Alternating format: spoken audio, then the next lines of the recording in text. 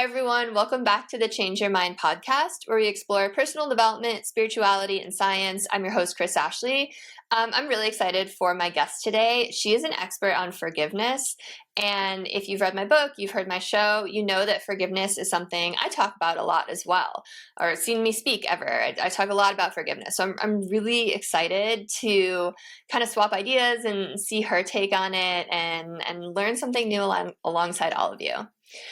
First, a couple quick announcements. As always, head over to the links in the show notes. You're going to find ways to connect with my lovely guest. You'll find ways to connect with me on social media, ways to sponsor the podcast. You'll find a link to my book, Change Your Mind to Change Your Reality. It was endorsed by 3 people from the film The Secret. That's Michael Beckwith, Marcy Shimoff, Bob Doyle. It was endorsed by John Gray, who wrote Men Are From Mars, Women Are From Venus, and Anita Moorjani, who wrote Dying to Be Me. So go check it out. And yeah, you'll find links to my other 2 television shows, all about metaphysics. One's a docuseries, one's an interview show. So go explore, check it out. And as always, this podcast is part of the Los Angeles Tribune Podcast Network. We are doing massive things in personal development. We have an event pretty much once a month, either in person or virtual now.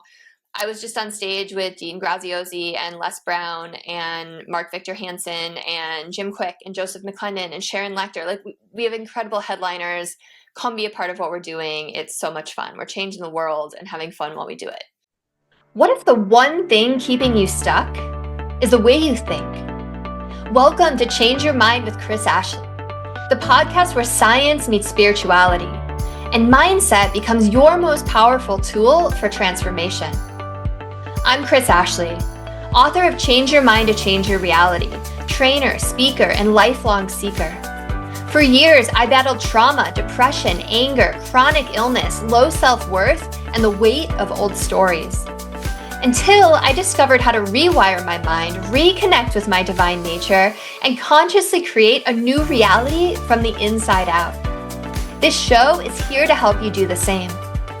Each week, we explore the intersection of personal development, spirituality, and science, diving into topics like healing, emotional mastery, entrepreneurship, resilience, and the quantum nature of reality.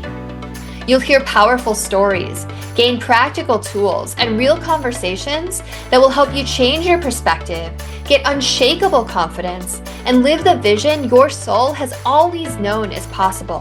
Whether you're navigating a major life shift, building your dream business, or seeking deep healing and alignment, you're in the right place. So if you're ready to break through, take back your power, and create a life on your terms, this is your moment. Let's break free from the patterns that hold us back, awaken to who we truly are, and rise. Your transformation starts now.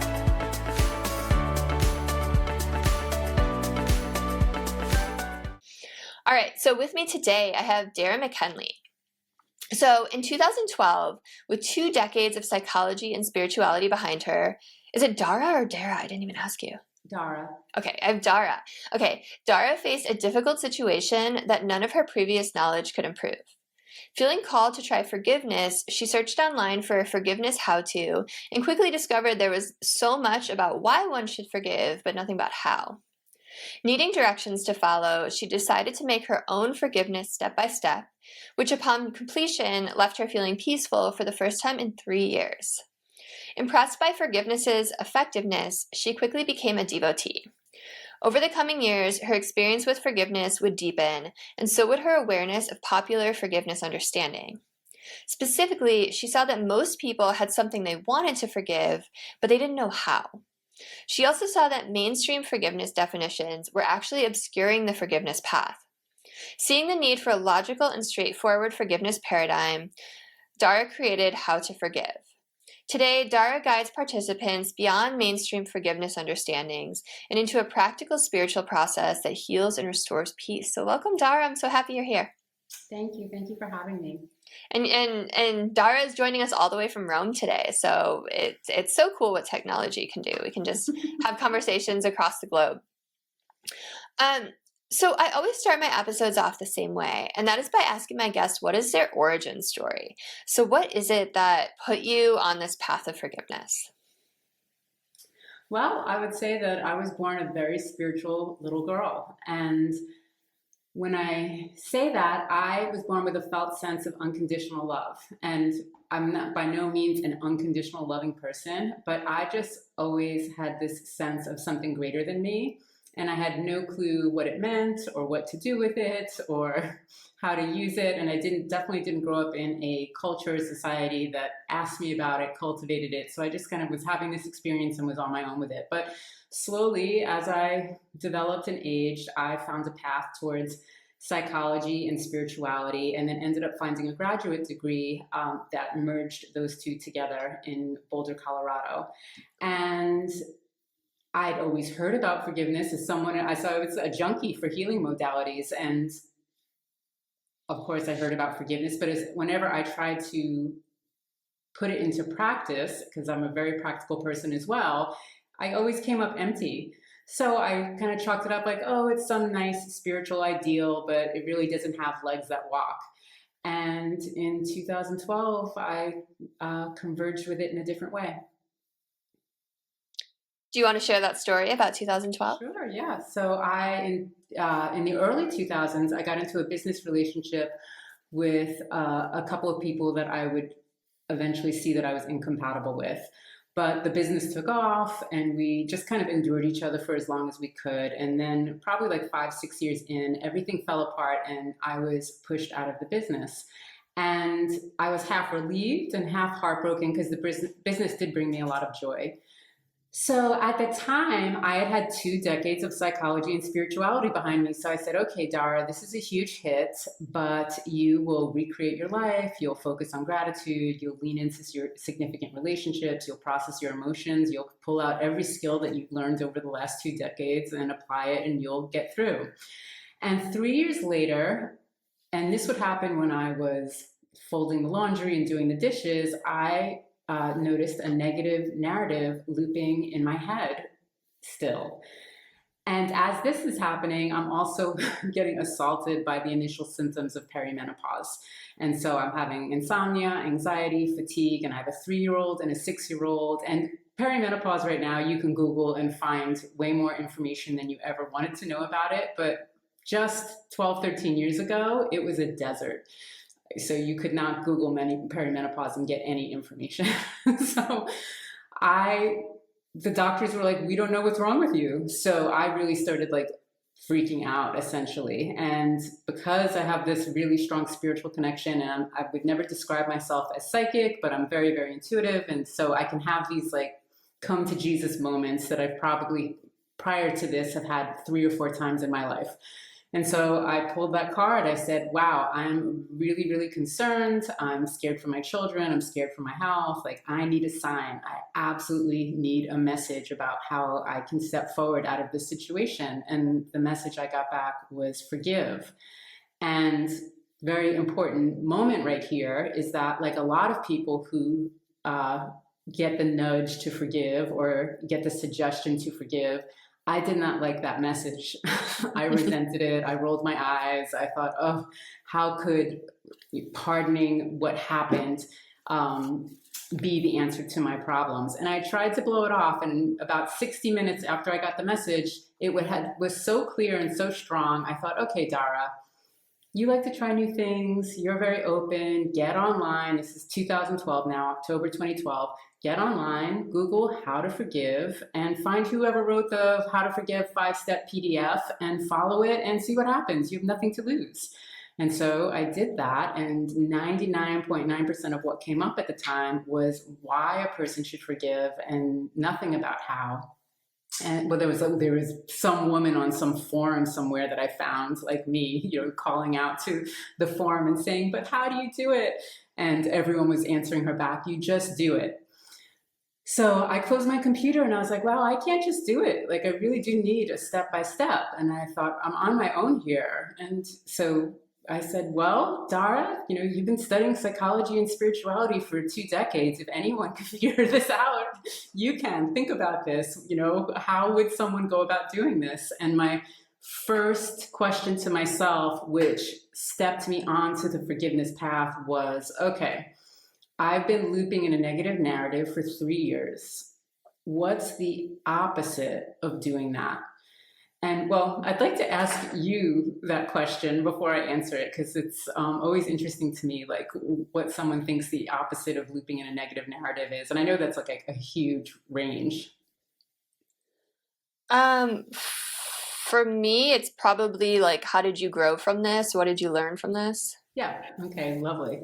My answer to that question was, oh, I would bless this entire situation with the highest love. Hmm. And with that, I took my first step. And then I pretty much entered, what someone could say like a, vortex for the next 3 days where I received this, immense transmission. And I don't say that in any airy-fairy way. I really kind of locked myself in my closet and went really, really deep. It was very cathartic. And I came up with this practice and I did it for 21 days. And 21 days later, I felt completely at peace about what had happened. And as a junkie for healing modalities, I was wowed. I thought, whoa, this works. This forgiveness is for real. And then my second thought was, and that wasn't pardoning. Like, why does everybody say forgiveness is pardoning?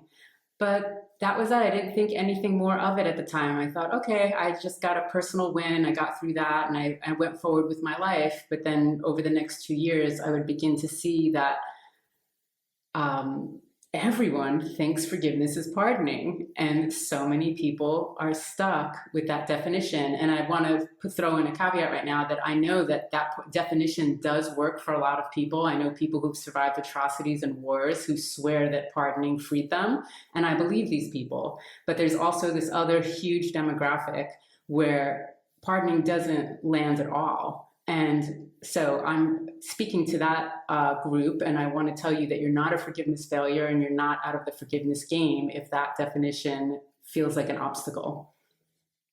So the practice you did for 21 days, and thank you for sharing. I love that story. The practice you did for 21 days, was it, just to be clear, it was going into your closet and just meditating and sending the situation love? Is that it? No, so I define forgiveness as the ability to apply unconditional love. Okay. And so from my perspective, the four mainstream definitions of forgiveness are pardoning, having compassion, ceasing anger, and letting go of the past. Okay. And so from my perspective, those definitions are actually putting the cart before the horse. So if you get under forgiveness's hood, which is what I did that night, I popped the hood and looked at the engine. I said, what is the force that enables those four things to happen? And I was like, oh, the force is divine love, God's love, unconditional love, universal love, the love of Allah, the love of Jesus, whatever you want to call it, however you identify with it. It's the ability to apply that love. And so that's the part one of the definition. Forgiveness is the ability to apply unconditional love. And the second part of that definition is one's ability to identify what needs it. So that and the latter part of the definition, the second part is actually the trickier piece. Applying unconditional love, once you learn how to do it, it's fairly easy, it feels good, it's great. Figuring out what needs it, that is something that requires more inquiry, more awareness, more consciousness, and definitely like a deeper dive into yourself and your shadow and your somatic experience. So how does someone apply unconditional love to a situation? Well, I teach people how to use the right hemisphere of their brain. So we have these two hemispheres. The left hemisphere is responsible for navigating the external world. And that's the hemisphere that we are taught from the gate to develop. And we think that that's, the path to a successful life is knowing how to navigate the external world in an effective way. So that's what all academics, really push into us, most academics. The right hemisphere is responsible for navigating the internal world. And it's finally having its day, and it's a very exciting time where the inner experience is now being understood as extremely valuable and almost maybe even 1% more valuable than knowing how to navigate the external world. So that the right hemisphere is responsible for our spiritual connection, for our emotional intelligence, for our somatic experience, and and our imagination. And so people often think that imagination is, about visualizing ideas and, new thoughts and, coming up with creative, using it for creativity. But it's actually also a doorway to what's happening to you inside. So once you understand how to use it to read, your inner files, I often refer to it as it's like a platform, it's like a Photoshop.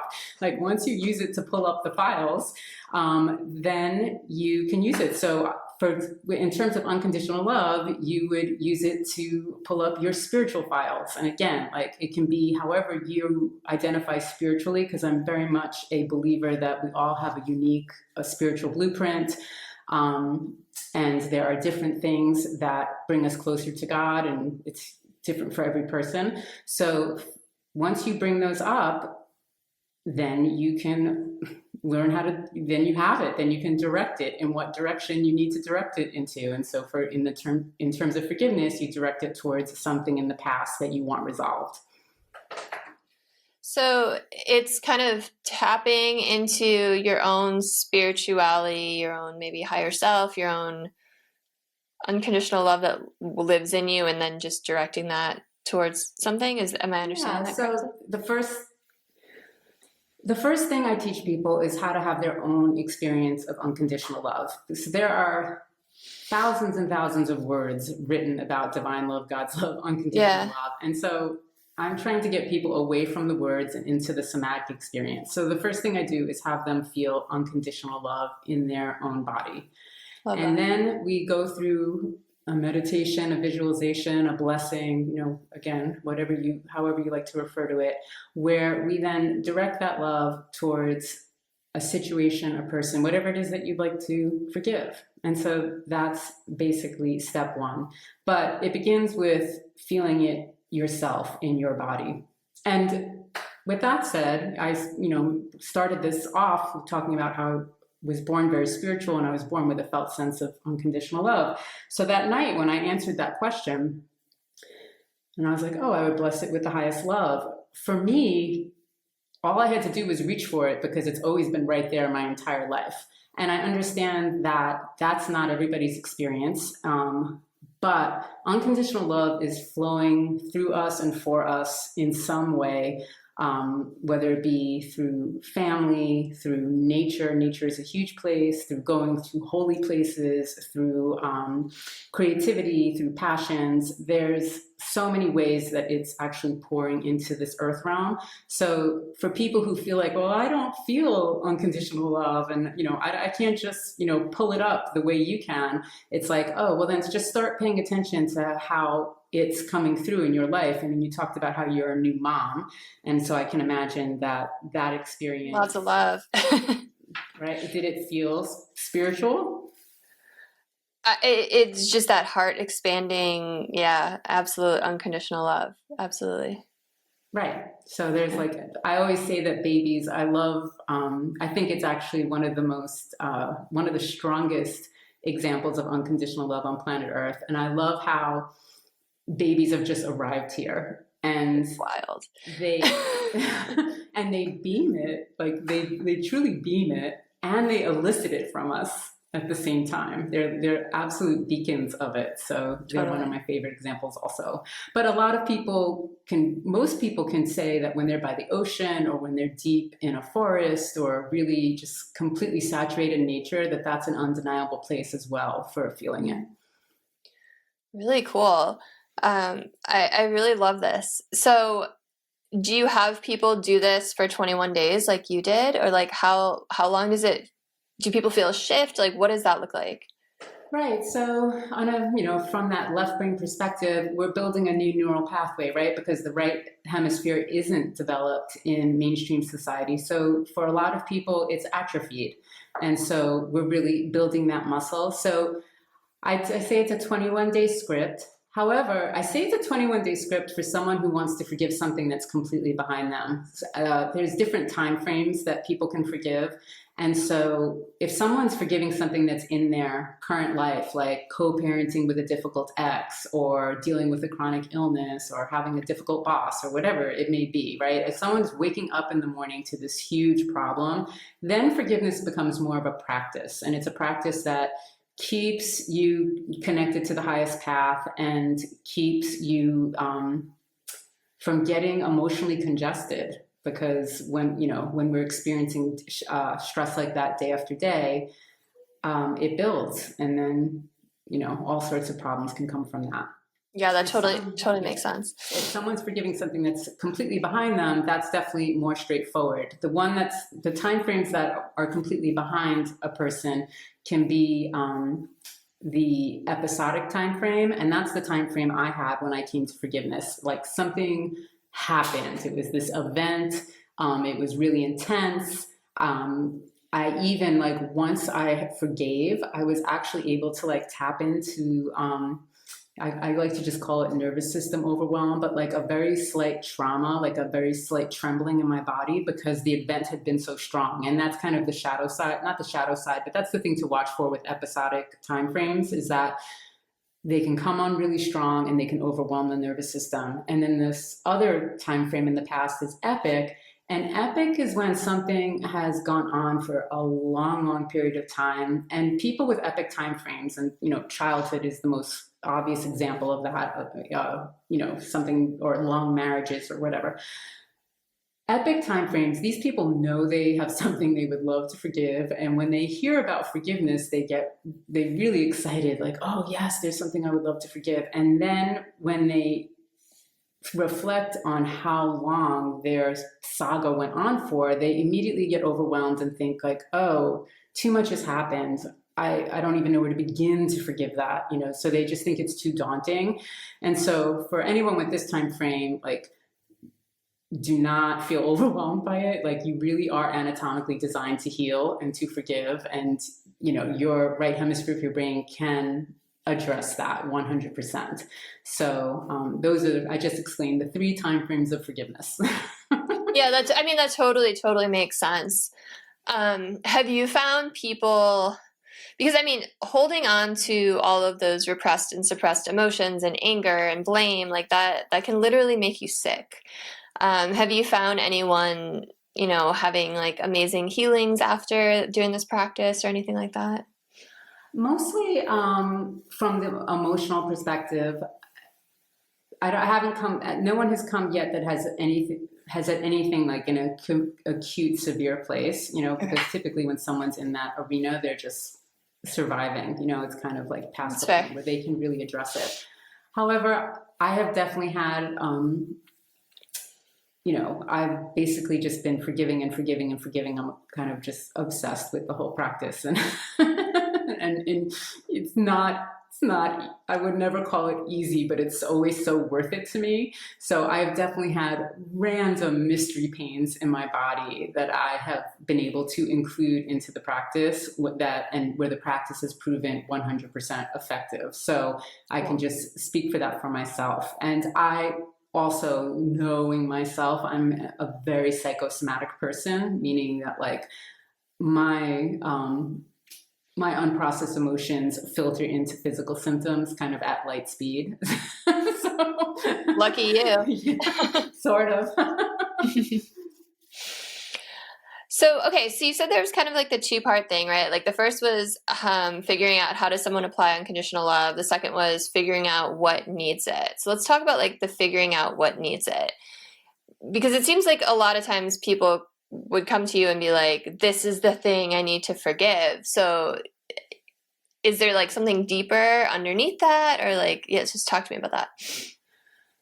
Right. So one of the biggest criticisms about forgiveness in mainstream, that you can kind of find online, is many people think that it's spiritual bypassing, that it actually bypasses the pain and reality of what happened and is just a platitude. That's weird. And, say it again. I said that's weird. How so? because to me, it's like so obviously a healing practice. To think that spiritual bypassing is just like a strange, it just sounds like a defense mechanism. Yeah, I think when people say just let it go, or just have compassion, when you put the word just in front of those definitions, I know that I felt defensive at it, because I'm not someone who can just let it go. Like, I have my hand raised. I can understand like if someone said it like that, but like forgiveness as a whole, I'm like, oh, that's weird that people think that's spiritual bypassing. Oh yeah, no, there's books written called like "Don't Forgive." Like, this is a very strong perspective that a lot of people have. I remember the first time I haven't done this in like a decade, but like a decade ago, I went on Twitter just to see what people were saying about forgiveness, and I checked out the hashtag forgiveness, and 95% of it was that forgiveness was nonsense. And it was a very popular hashtag. So forgiveness has, quite a bit of criticism out there. So, but my course and how I teach it, it's very emotion positive, meaning that you forgive the external circumstances, and then you include in that practice how those external circumstances made you feel. And the only way to identify how exactly it made you feel is to really, face them and see and process them. And I'm not a huge fan of people saying, feel your feelings, just feel your feelings. And I think that's definite progress in Western culture, for a culture that has really denied and suppressed emotions for, hundreds and hundreds of years. However, I think that for a lot of people, emotions are incredibly intense. So I almost liken it to telling somebody just go swimming in the deep end, right? You need to know how to swim to jump into the deep end. You can't just, go swimming into the deep end. So with that said, I'm not a fan of just feel your feelings, but I'm a huge fan of learn to see and process your emotions. And with that said, there's more of a goal when someone's actually turning towards their emotional realm is to dissolve it, not to just feel it. It's actually like when we see and process our emotional realm, it kind of instantaneously lightens up. And most people, when they start doing the practices that I teach them, I feel like I've heard this probably like 70 to 80% of the people who've taken the course, they're shocked at how much they have inside them. So with that said, once people start seeing and processing and circulating their emotional realm, which again is just another anatomical system that's supposed to move, once people start circulating it, then they can start to see like, they can start to see the mark or the wound or the effect that the situation had on them. And once they're able to identify that, then that gets included into the blessing practice. And so it's like if you're feeling anger around it, you start to bless the anger. Right. If that's the core emotion. A lot of times anger is not the core emotion, right? Like a lot of anger is always covering up sadness or heartache or something. I think sometimes anger can be the core emotion for sure. I think some people come in feeling more on the grief side of things and need to tap into their anger. And some people come in on the angry side of things and need to tap into their grief and sadness about what happened. Some people have fear, I think there's always, not always, but I think investigating past the initial emotion is always worth the investigation, because oftentimes people find something deeper there. I'm actually I think rage is often a very legitimate experience that people are having that is often covered up. And again, rage is often so what's it called? Pathologized and considered taboo and such a no-no. And that's because there is no safe and secure way to channel it. But when somebody has a safe and secure way to channel it and understands that it's actually just a human defense response that, you know, has kept humans alive for, you know, again, hundreds, thousands and thousands of years, it's like, oh, it's like, I can see that I'm not a monstrous person for having this experience, and I can actually channel it forth in a healthy way. Yeah, I mean, I couldn't agree more about, you know, I say feel your emotions, but I understand like the wording that you were saying. It's funny, like this whole conversation is making me think, like, have you ever read the book Letting Go, The Pathway of Surrender by David R. Hawkins? No, it's really, really good. You should read it. It's phenomenal. It's very famous. He was a psychologist, so it's like a little bit dry, but it's like it will change your life. But I remember reading that book, and he talks all about repressed and suppressed feelings. That's like emotions. That's like what the book is about. And he actually like puts them on like a numerical scale where like, you know, love and authenticity and gratitude are like super high, and like, you know, judgment and whatever is like super low. But the whole book is like talking about how, you know, we have to let go of our emotions, and emotions are layered, kind of like how you were just saying, like, you know, there's always something beneath that first top layer of rage or whatever it is. But I remember leaving that book like in a similar way to how you felt with forgiveness, being like, okay, like I understand there's repressed emotions. Like I get this, I like understand, but like, how do I let go of them? And I ended up finding Osho's dynamic meditation. And I know Osho is a very controversial figure, but, you know, for listeners, I mean, I've had two people. If you want to hear about Osho, go back several episodes. I've had Subhan and Shanti on, who were literally like the third and fourth people like on his ranch. Like he like devout spiritual followers, like had nothing to do with the craziness.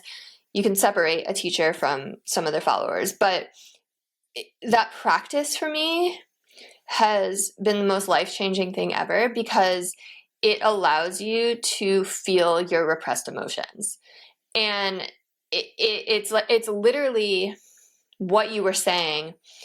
Like I'll start with, you know, like if anger is the top thing on the surface, I'll start it, and within like moments it shifts, and then you feel the thing underneath, and then it shifts and you feel the thing underneath. So it's so powerful, and like the lightness you feel when you start to let go of that shit is just amazing. So I'm loving everything you're saying. It's just like such a parallel story to like what I experienced with that, but you have to let go of that kind of shit. Like it's poison, and like holding on to that poison only hurts you. Right. It builds and builds. Yeah. And I feel sad because I feel sad and happy because, again, I definitely feel like the emotional world is finally having its day. And emotional intelligence is a conversation that's extremely popular right now, and that makes me very, very happy. But I also, again, it's definitely the realm of human experience that gets the worst rap. And so I feel like when you think about how emotional human beings are, my goodness, I know that until I figured out my emotional world, I was miserable. So do you really, I don't know if I like live in a bubble or something, but I'm like, is it really like frowned upon still to like feel your emotions? Is that still like such a taboo thing? West Coast of the United States. Well, and I've been immersed in this world for like over 2 decades. On the West Coast of the United States. Well, not the West Coast, but just like spirituality and personal development. I've been like immersed. You are 1000% in a bubble. You and me. And I say that I have lived in Boulder, Colorado, which is a bubble. I've lived in Seattle, which is a very groovy, you know, city like the Bay Area that has a lot of progressive things happening. And I've also lived in Rome, Italy, right?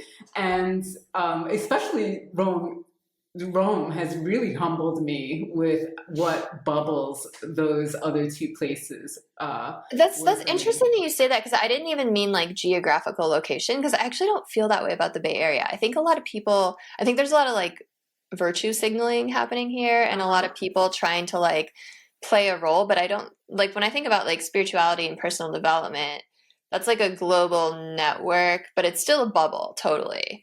But yeah, I don't feel that way about the Bay Area. I have found it super heavy on the West Coast, and And in a good way, like I really think like people are doing evolutionary things on the West Coast of the United States that aren't happening in other places of the world. And I also see everything, in terms of like, what did you call it? Virtue signaling. Virtue signaling.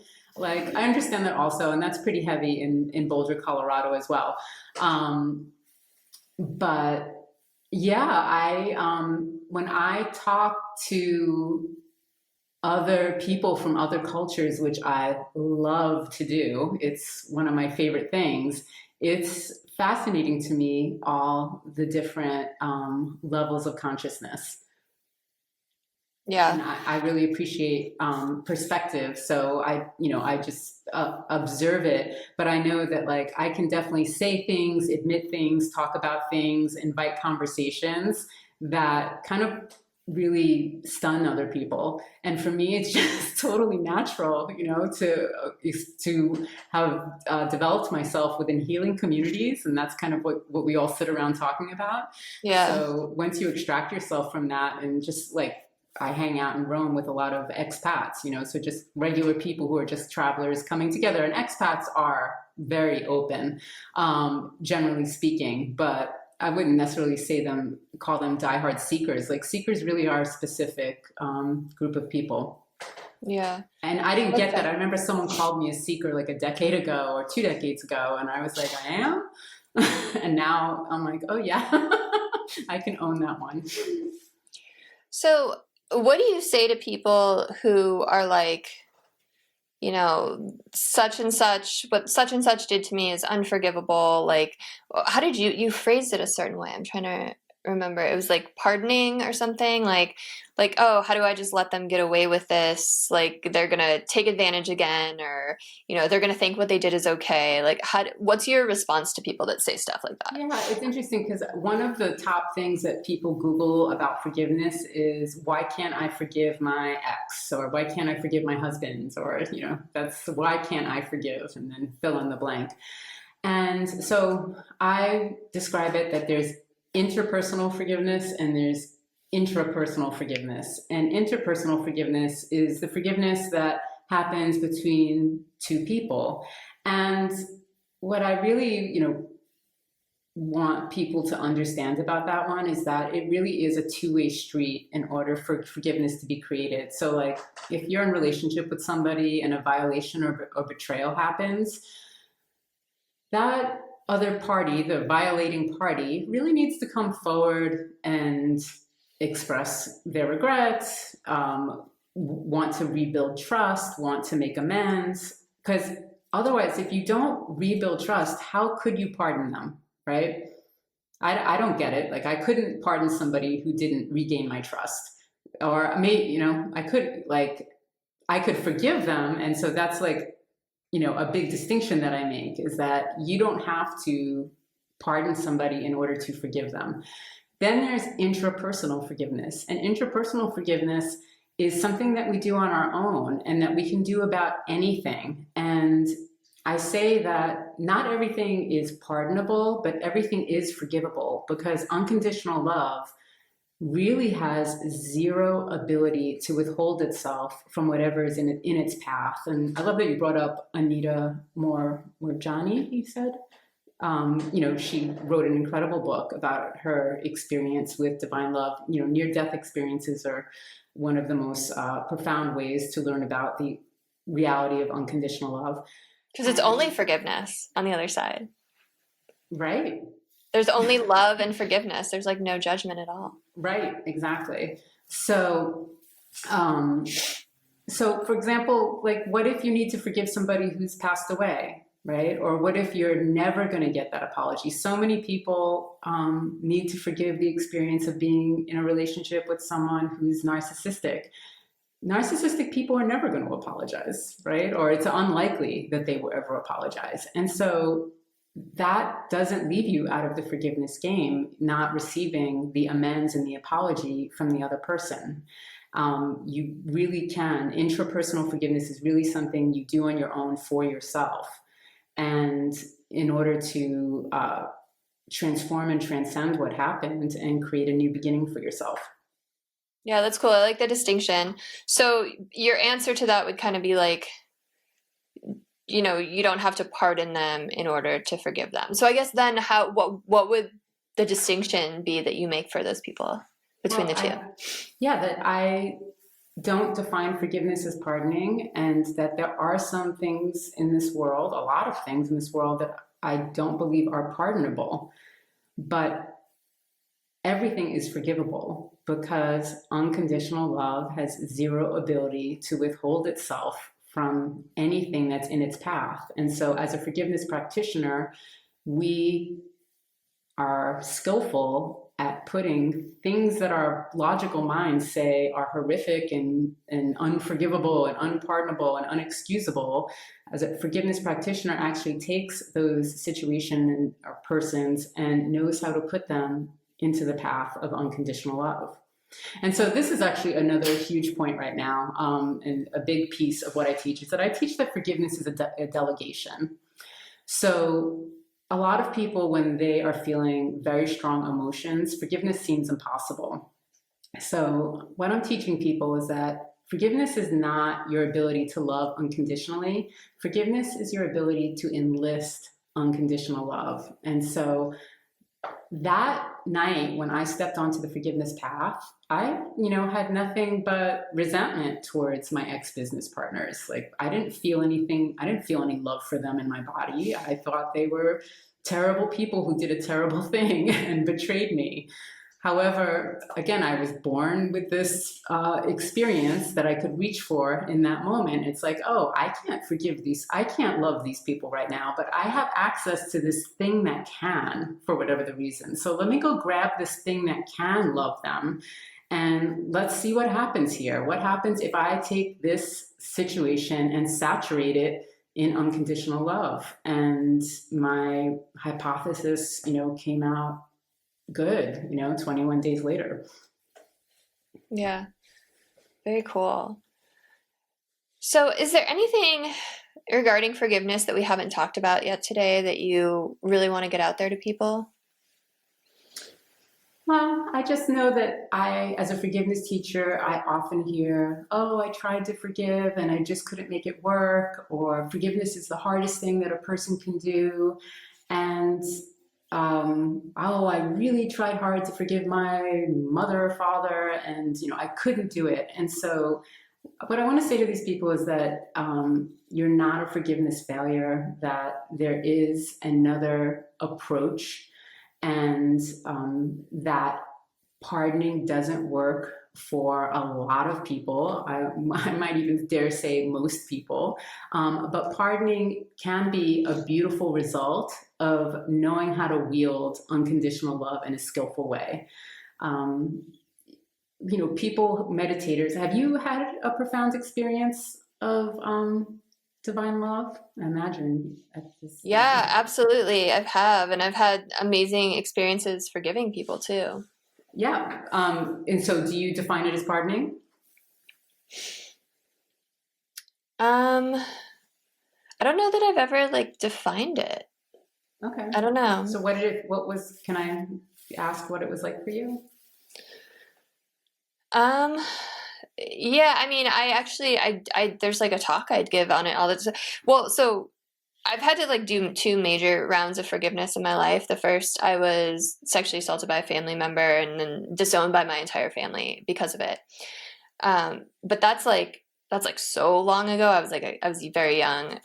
That's so long ago that was my seeking years of trying all the different healing modalities and learning and reading and being that just forever student.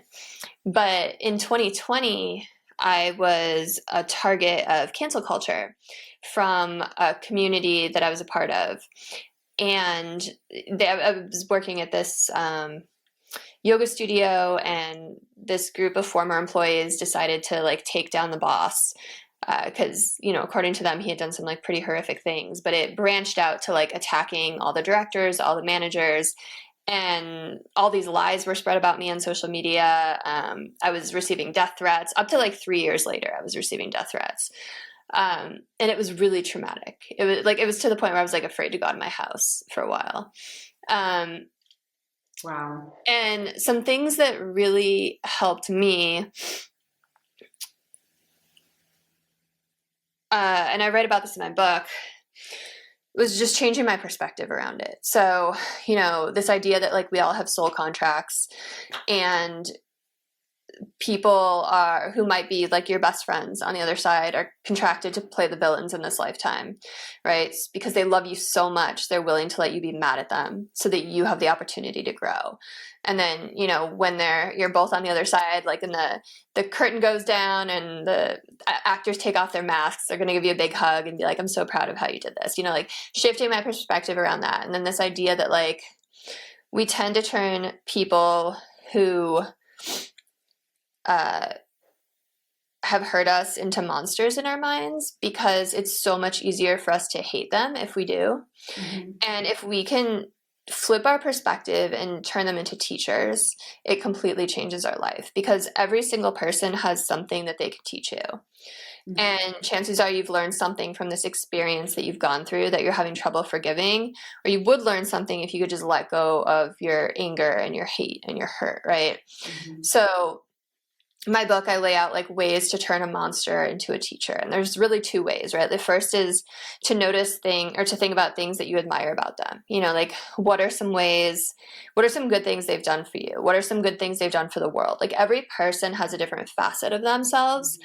What do the people who love them see in them? Mm-hmm. Like if you focus on the negative side of someone, you're going to keep getting the negative side of someone. Mm-hmm. And then if you're like, they're like, no one, this person has done nothing good, right? They're worse than like Satan, they're worse than Hitler himself, right? Like mm-hmm. they've never done anything good. Like the second way to turn a monster into a teacher is to recognize ways they've helped you grow, right? Like maybe you've learned how to set stronger boundaries. Maybe you've learned how you don't want to treat other people. Mm-hmm. Maybe you've, stepped into your own power more. So a lot of it for me was like shifting my perspective around it. And then like also, like I said, different kind of cathartic modalities that allow me to like really go into my anger and my hurt and like really feel those things simultaneously. Mm-hmm. So that's kind of like what did it for me.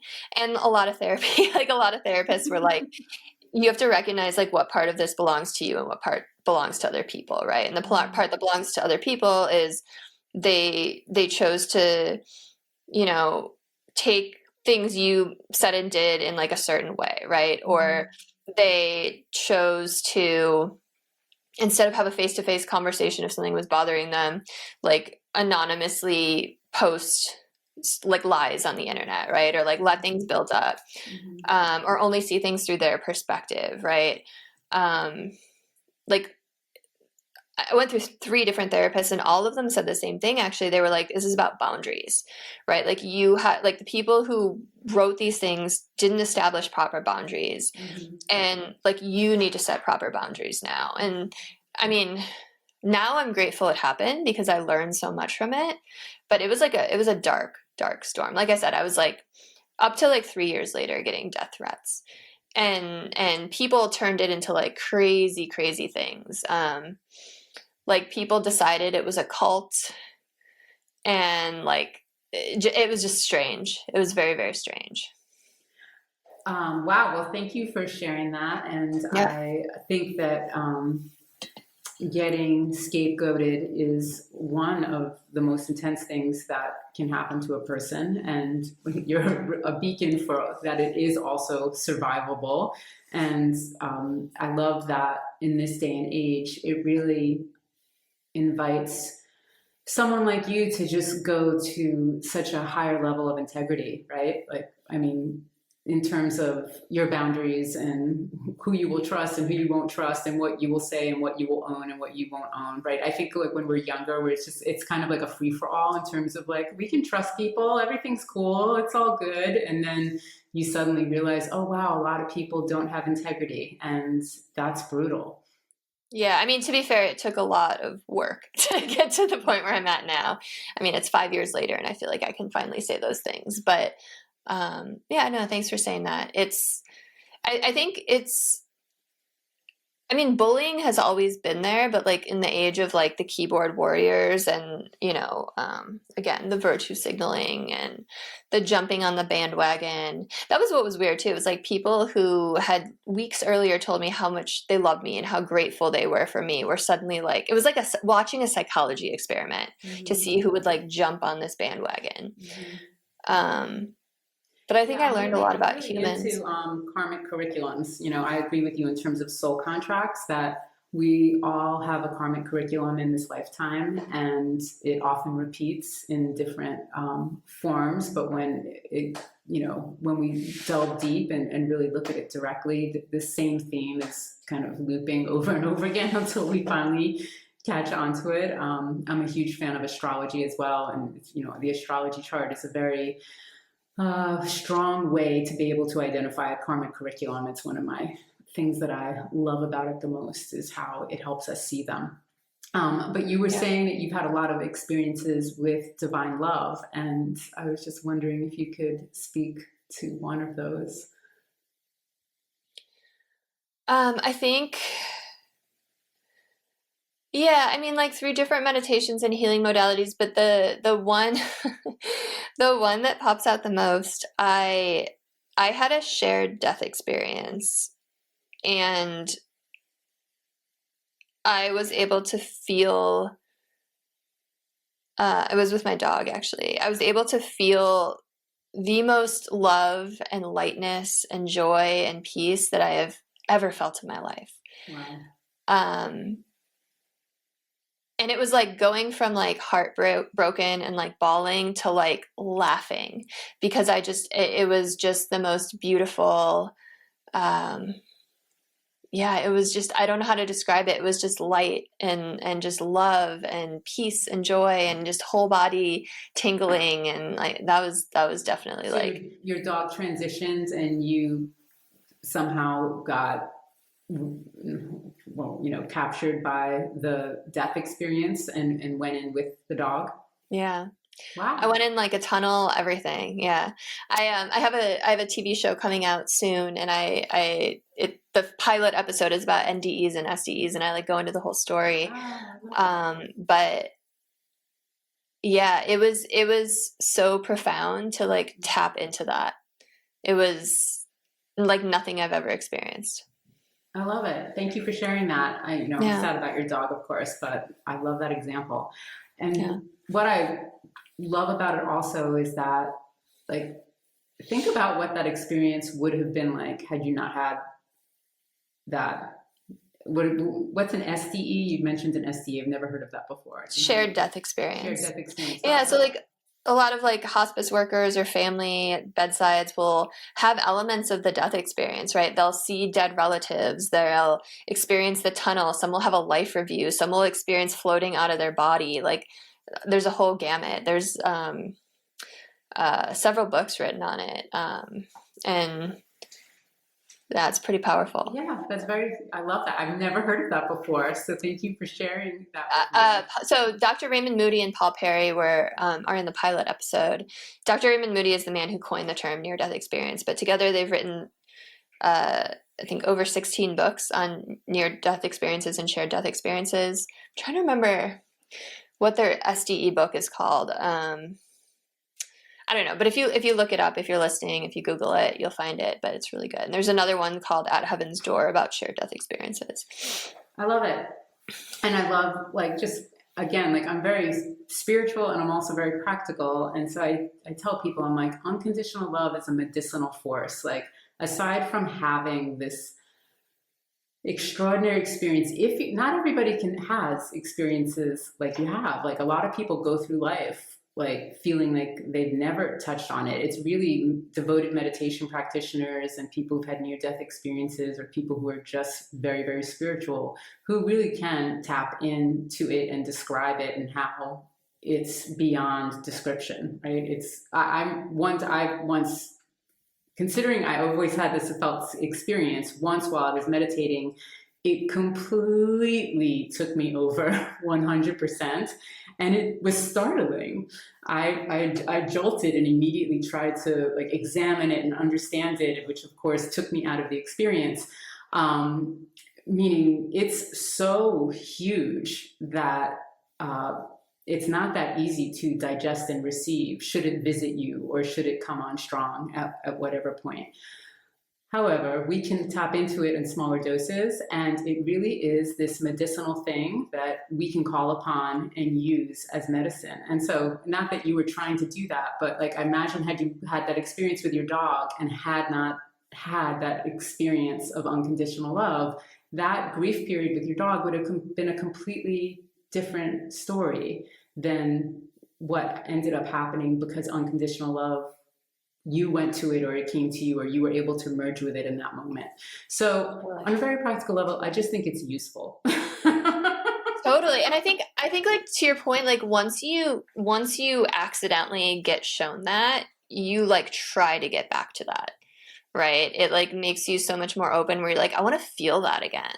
Like that was amazing. And it, you know, just because it happens once doesn't mean you're like this enlightened being, right? It's like you're still here doing work, and it's like I've had to like, you know, do healing modalities and sit in meditations and do different things to like get back to that. And I don't think I have it flowing through me to the point where I can tap into it as much as you can. But I don't know, like reading all those NDE stories and watching the videos, it's like everyone describes that that's what the other side is. It's just unconditional love. It's like what we are at our essence. Yeah.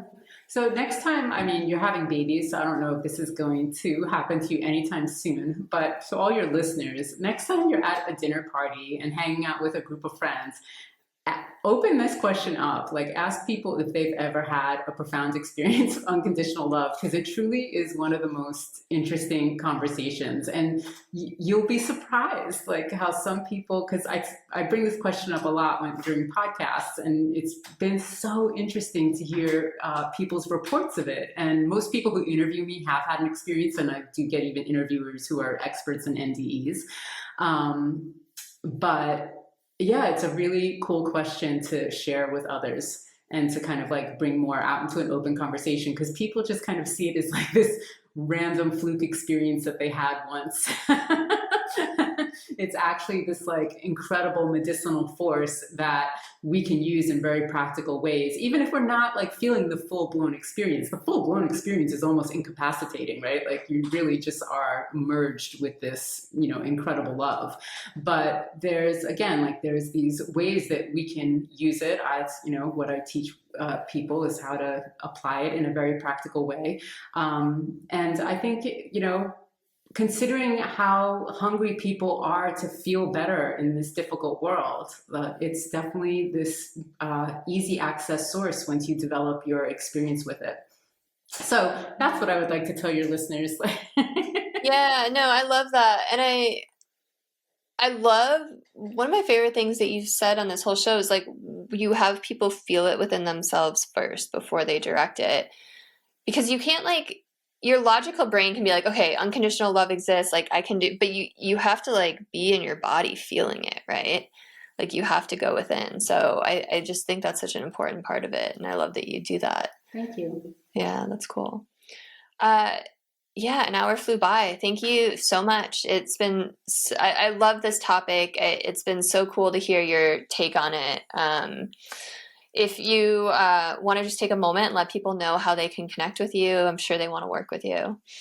So 2 years after my experience, I went to GoDaddy and typed in how to forgive, and there it was sitting waiting for me. So my website is howtoforgive.com, and you can buy the course at any time, and it's a 5-week course, and it's really step-by-step building blocks. The whole goal is for you to learn how to forgive and learn how to forgive by forgiving something, and at the end, like really feel like these skills are yours and you have them for life. And there's also 5 energy sessions in there, very much about people learning how to circulate their energy and to see their energy and to, you know, kind of live from a more body-based experience. And so those are all meant to enhance the forgiveness process. And and I'm at Dara at How to Forgive. And if anyone has any questions or wants to reach out to me, I always love talking forgiveness. I'm going to throw this out there. I think you need to write a book. Oh, thank you. Yeah, So I do you think. want to know why I'm a little hesitant with that? Is because I really want people to have an experience and like a transformational experience. And I almost think that writing a book is going to put everything into words and people are going to read it and go, oh, that's cool. Whereas like the course kind of like really demands that like, no, let's show up 100% and dive into the transformation of all of this. But I really appreciate you saying that, and I take it as a very high compliment. Yeah. Well, think about it. All right. If you are listening and there is something you heard in here that you think will resonate with someone, please send it to them. Like, comment, share, subscribe, all the things. Let's help lift humanity up. Have a beautiful rest of your day, everyone.